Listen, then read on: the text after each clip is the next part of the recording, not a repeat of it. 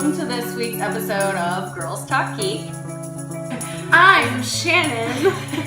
I know we were discussing female heroines in comic book movies. Yeah. And that they constantly suck. Not necessarily some of the newer ones, except for X-Men Apocalypse. I don't even know why. We're working.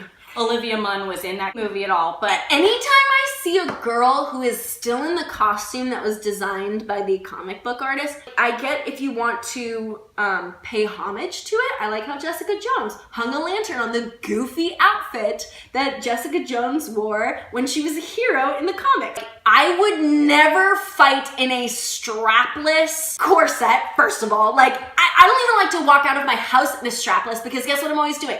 This. Yeah. It will not stay up. Supergirl, why is she flying in a skirt? You know, like, can you imagine, like, she's sitting, like, holding this aircraft and all people are looking at is, like, up her skirt, you know? It's so silly to me when superheroes have bangs. I'm like, do you know how long it takes to blow out your bangs and then they get in your eye? Like, if I'm, like, trying to fight someone like this, it's impairing my vision. But look at Ray. Ray had a cool hairstyle. That's true. Like, everything was thoughtful to protect her from the heat, the sun. she was still look sexy, but she was like covered up. I think Natalie Portman with like her midriff exposed. Not just because of the clothing, but casting-wise, I think they were wrong. I think Kate Bosworth was the way wrong choice. I think Maggie Gyllenhaal. In Dark Knight, you didn't like Maggie Gyllenhaal?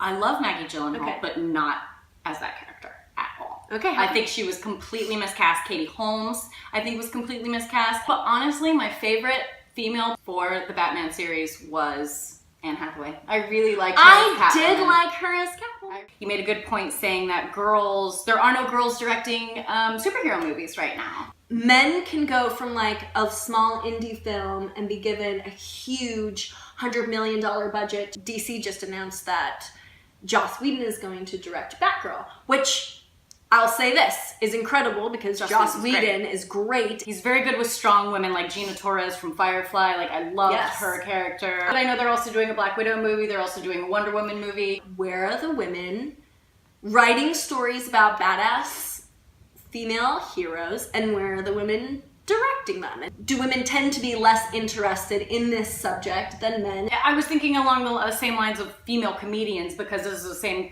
type of conversation that I've even had with guys, is like, name 5 of your favorite female comedians. You probably only can come up with 5. That's also a problem with the women being allowed to do comedy or being recognized as comedians. It doesn't have anything to do with how funny they are. And I think it's the same way with action. We're gonna have to prove ourselves like we have in every other aspect of life. And I was just talking to someone recently about The Matrix and Trinity. Yeah. Apparently there wasn't a love story at first with him, and the Wachowski brothers did not want to write it that way. Okay. But they were like, they needed a romance. You know, this came up with Rogue One because Jin. right? Yes. Didn't have a love interest in this. It was like, okay, Right. we finally have a girl. She's focused on a mission. She's badass in her own right. And, you know, she doesn't fall in love with a man. And I'm like, great. I felt the same way. I was like, thank God there wasn't a love story in here. Like, I don't need the love story to make it worth it. Because you've seen that trope, and actually Trinity is considered one of them. She knows more than the guy. She's been doing it longer. She's more experienced, but the whole purpose that she has is helping him reach his destiny. And what makes her strong is that she's so stubborn. For lack of, you know, a more recent one would be Speed or Aliens are the two that I was thinking of, because those are women that end up being just as strong or stronger than the man, and because those two people are in that extreme situation together, that's why they fall. That's why they have a connection. Yeah, exactly. And that's why I loved who is still stunning, Emily Blunt in Edge of Tomorrow. Her Full Metal Bitch was so good, and I'm just gonna put this out there right now. Somebody needs to be out there writing the prequel to that called Angel Overdone.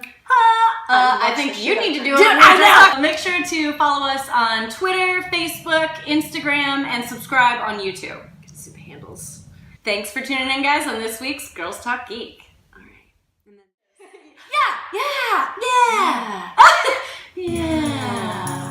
You know, in the kitchen, ladies. Really? I'm so stubborn. Lovers. Crotchless panties.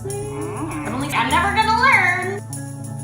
This is, you would never mental problem, you know? Well, she's gone now. We can produce children. And so I like it when people Give me a fucking break. nobody who looks like that signs up for the military.